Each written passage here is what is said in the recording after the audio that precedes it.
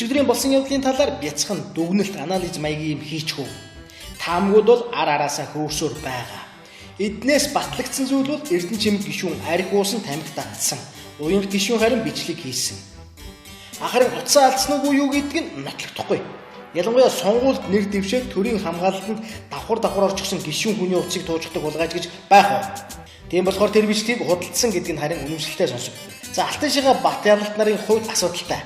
Энд маш үнэмшилгүй нэг сценаар яваад байна. Бат Ялалтын дансны дугаар яаж явахаараа Эрдэнэ чимэг гишүүнд оччихдог. Яахлаараа хүний дансны дугаарыг Эрдэнэ чимэг гишүүн мэдэж аваад түүнрүү мөнгө хийжигдэх юм бэ гэдэг нь харин дэндүү ойлгомжтой байна зүгээр чухам. Явж Бат Ялалтын дансанд 6719 төгрөг 80 мөнгө үлдсэн байж.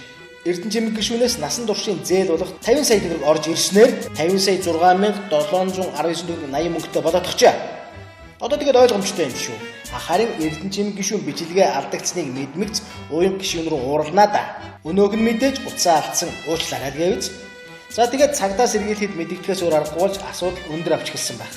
Алтан шигагийн хувьд сэтгүүлч зандаа хөдөлгдөн үннээ хэлэх мөч нэвтрүүлэхээ сценарлууд дахиж ороод өөр дээрээ гал дуудчих шиг боллоо. Ерөнхийдөө ийм л юм болж. Он сарыг нь харуул 6 дугаар сарын 13-ны даваа гарагийн өглөө гүйлгээ хийгдсэн.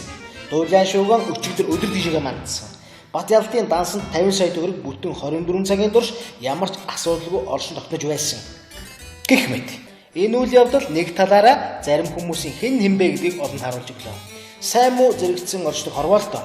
Гэхдээ ямар ч үед хүн чанартай ноён нурмтай л явцах юмсан да. Баталж өгнө.